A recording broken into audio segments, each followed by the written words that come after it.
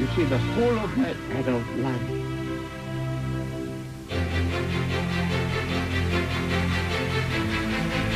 and he had the courage to say, no, we change course. Those who believe that when I have left the government as Prime Minister, that I've gone into permanent retirement, really should have their heads examined. This is my country. This is my life. This is my people. You will trample over us, over our dead bodies. We dug our toes in. We built a nation.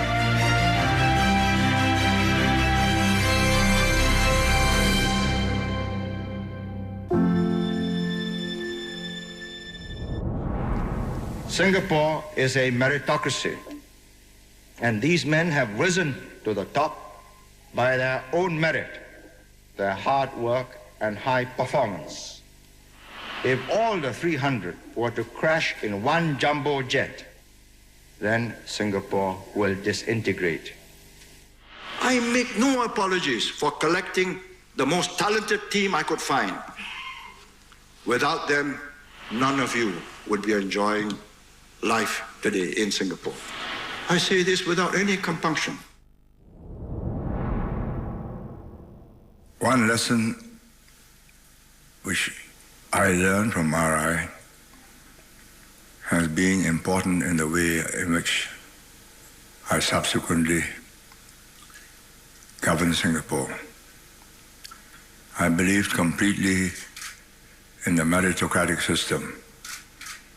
I'm not interested who your father or mother is,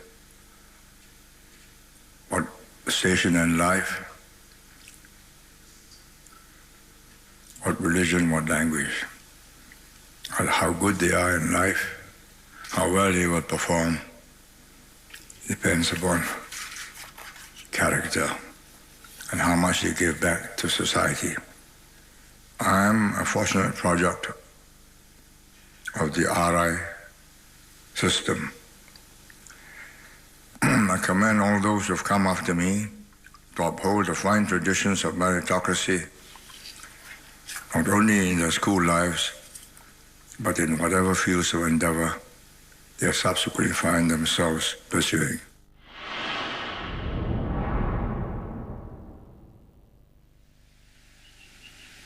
I have watched the change over the last 20 years.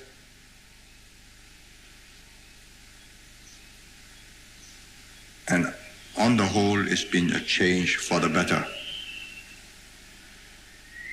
10 years ago, when we first had these New Year gatherings,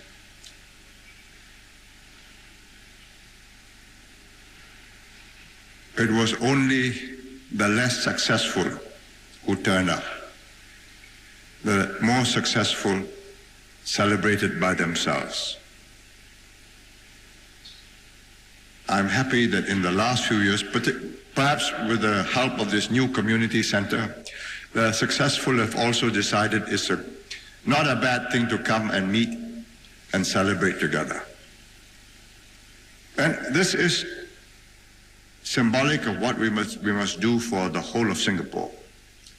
We rise together, we share the good things together. Not equally, because then it will be impossible.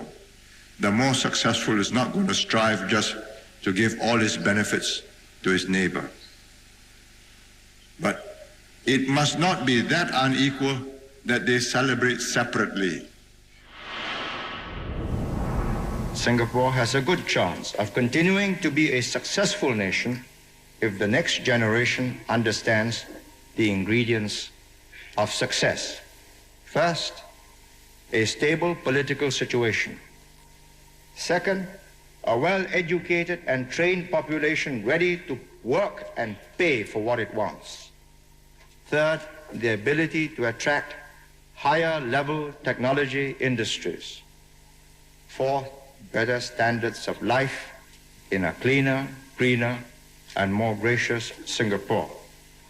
Fifth, the competence of our defense forces to ensure that no one believes he can just walk in and take over what we have created and built. The burden of present planning and implementation rests on the shoulders of some 300 key persons. They include key men in the PAP, MPs and cadres who mobilize mass support and explain the need for policies even when they are temporarily inconvenient or against sectional interests. Outstanding men in the civil service, the police, the armed forces, chairmen of statutory boards, and their top administrators. These men come from poor and middle-class homes. They come from different language schools. Singapore is a meritocracy, and these men have risen to the top by their own merit, their hard work and high performance. Together, they are a closely knit and well-coordinated hard core.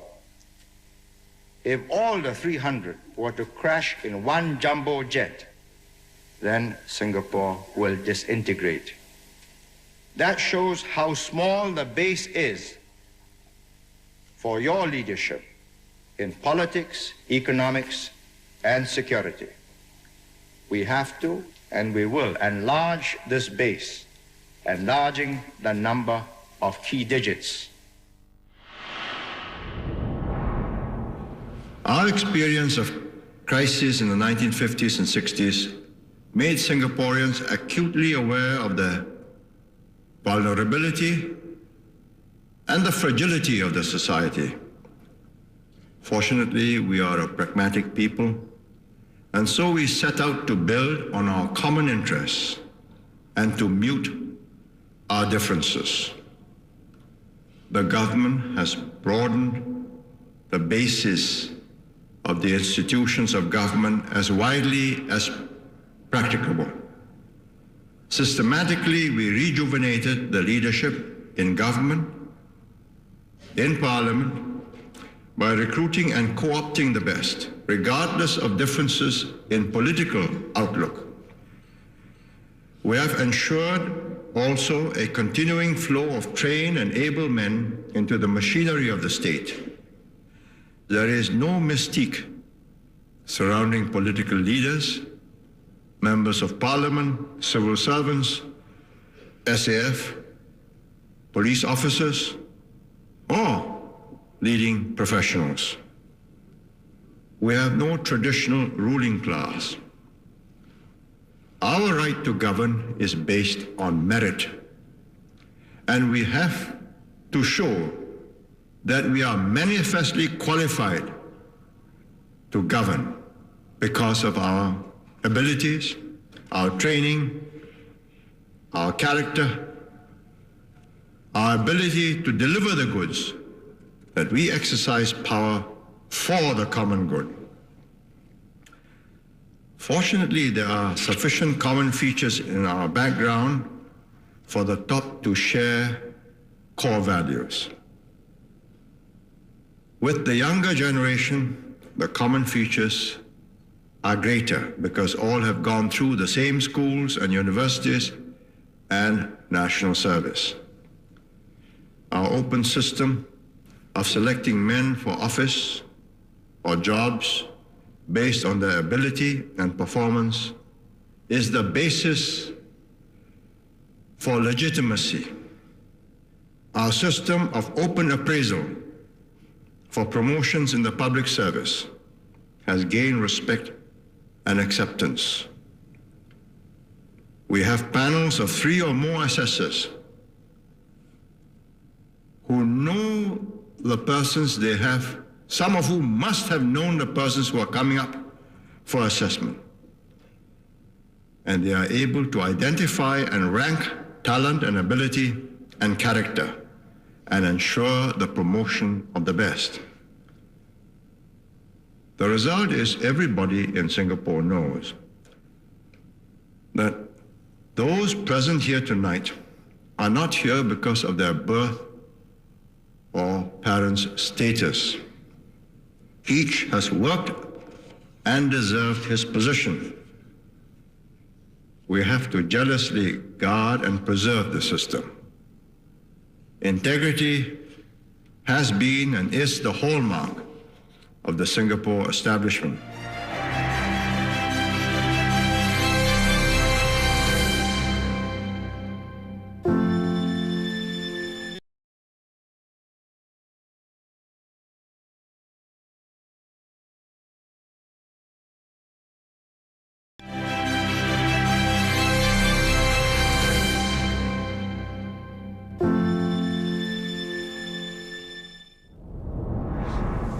I make no apologies for collecting the most talented team I could find.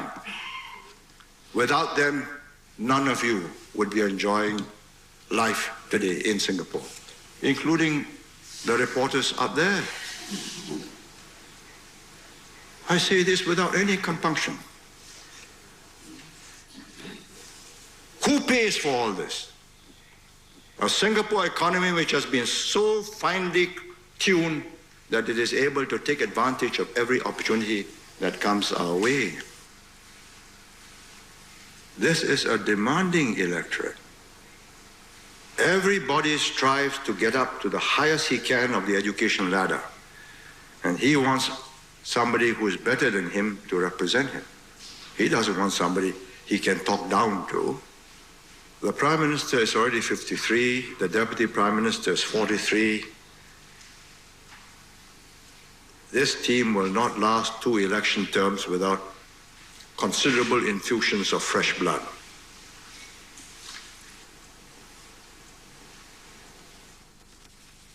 Three ministers have got 2 ministries each. And the ministers need 15 MOSs as backups, and they haven't got it. They only got 7. And they need to be recruited in order that they learn on the job and become part of a team. If our solutions, and I believe this one is a realistic solution and a sound one, when it works in 5 to 10 years, the World Bank will again give us a citation, as they did this year. And let me read what they said. Not surprisingly, Singapore, which is widely perceived to have the region's most competent and upright bureaucracy, pays its bureaucrats best. They are saying, yes, it works. I am pitting my judgment after 40 years in politics, and I've been in this chamber since 1955, against all the arguments on the other side. I say this is necessary for Singapore. I say face up to the facts, get a good generation in, get the best of this generation. You don't get cited because you are conventional, you follow other people. You become a model because you went against conventional wisdom and proved that they were wrong and you are right.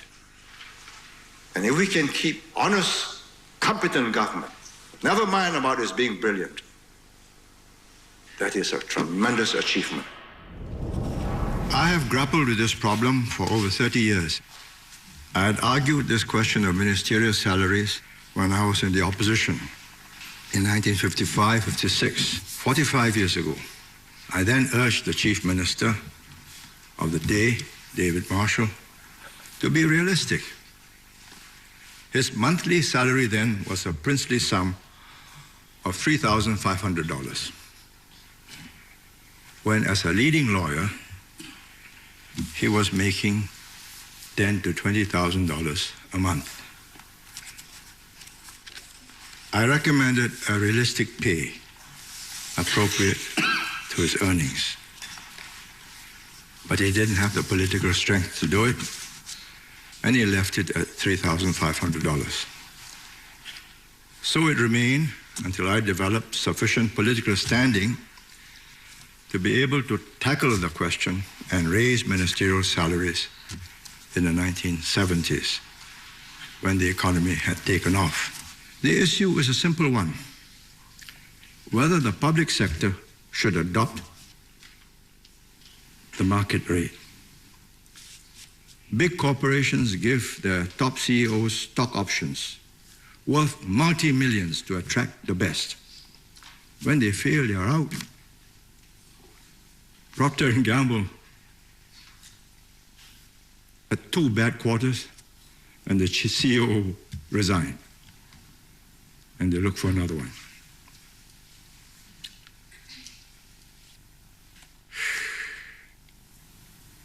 This government has raised Singapore's per capita GDP from third world to first world levels. 1959, per capita $1,300 when I first took office. 1990, 30 years later, when I stepped down, $22,000. $22,000 from 1,300. 10 years later, after Prime Minister Goh took over, it's now $37,000.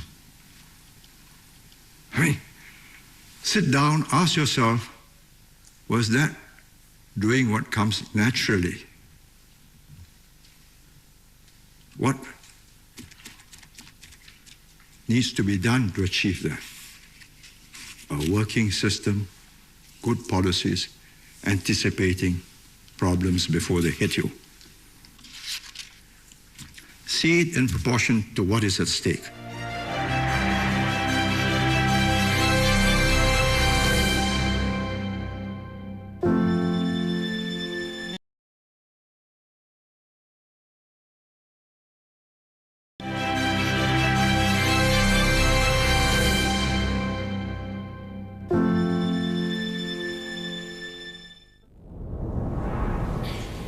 I think our biggest challenge, and not just over the next decade, but over the next few decades, is to maintain the kind of growth, the kind of uplift of not just the material well-being of the population, but also its cultural standards and its civilized way of living.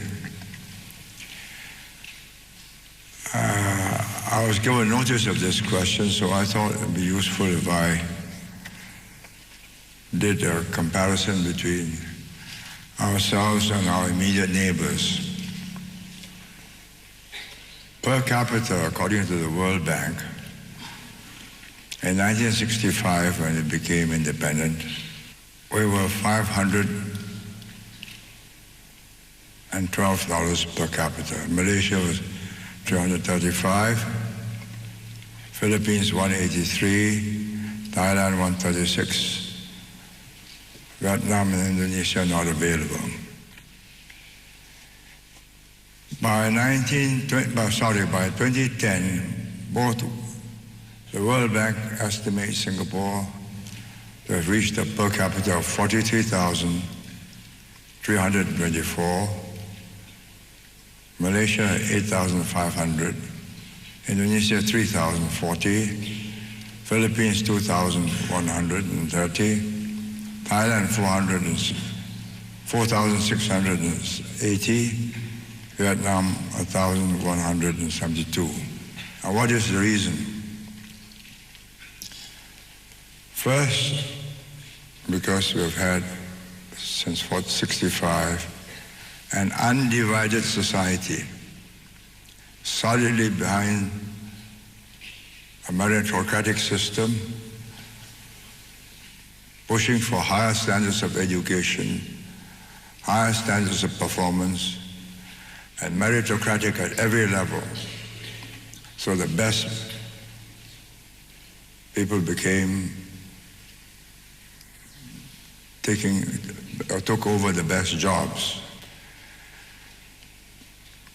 What will change? First, a political divide, which has already happened.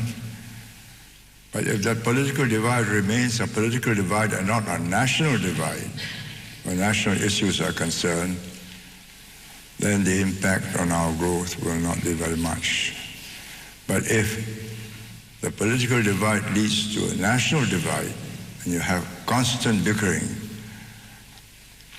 as you do have in, say, America between Democrats and Republicans, or Britain between conservatives and Labour, or France, or Germany, then I think we become just another ordinary country with the same problems.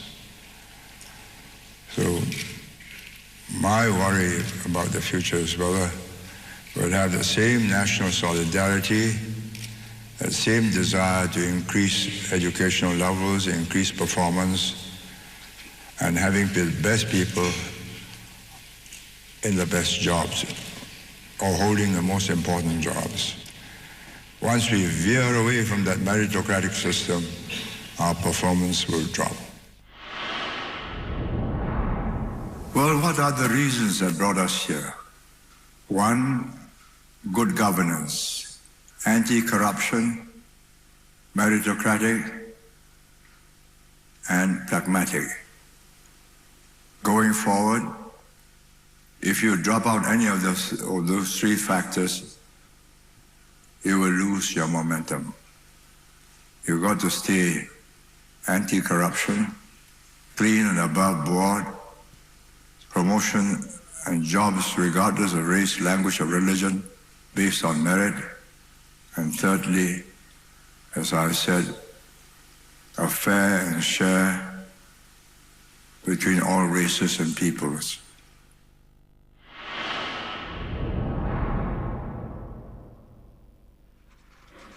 The present generation below 35 has grown up used to high economic growth year after year, and they take security and success for granted. And because they believe that all is well, they are less willing to make sacrifices for the benefit of the others in society. And they are more concerned about their individual and family's welfare and success, not the community's or the society's well-being. But this is very dangerous, because things can go terribly wrong, terribly quickly. These people are simply not aware of Singapore's vulnerabilities. All they read about is that Singapore is either number one or number two as the most competitive country, number one or number two as a seaport or airport, or has number one or number two as the airline. And from time to time they complain that we are driving the people too hard, making life too stressful. So why not settle for number 3 or number 4 or number 5? Does it matter? My answer is, yes, it does matter. For if we are not near the top in competitiveness, there is no reason why we should have a seaport at all, or an airport, or an airline. A population base of 3 million, and you run a Boeing fleet that SIA has? There must be something special that made SIA what it is. Indeed, if we are not that something special, why should there be a separate independent Singapore in existence at all? And that is the awful simple truth. When I set out my Singapore dream, I was a young man of 20 plus, working with the unions from 1952. Was for a democratic society, keen, vibrant, a united people, who, regardless of race, language, and religion, and those words mean very powerful forces at work. Don't believe it's just 3 words, race, language, and religion. They are deep emotional pulls that tugs you and makes you do things your common sense tells you should not be doing. A society based on justice and equality, which will achieve happiness, prosperity, and progress for the nation.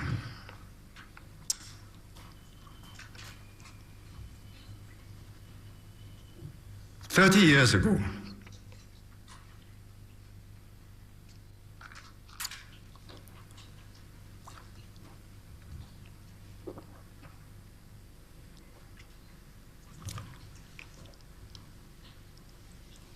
My colleagues, younger, more dreamy-eyed,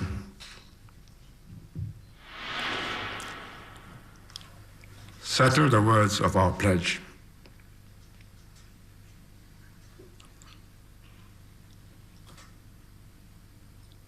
We did not focus our eyes on our navels, or we would have missed that rainbow in the sky. We pursued it.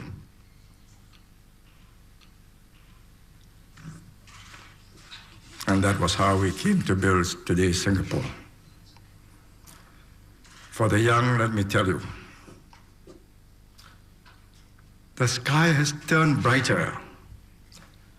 There's a glorious rainbow that beckons those with the spirit of adventure. And there are rich findings at the end of that rainbow. To the young and to the not so old, I say, look at that horizon. Follow that rainbow. Go ride it. Not all will be rich. Quite a few will find a grain of gold. Dig it up.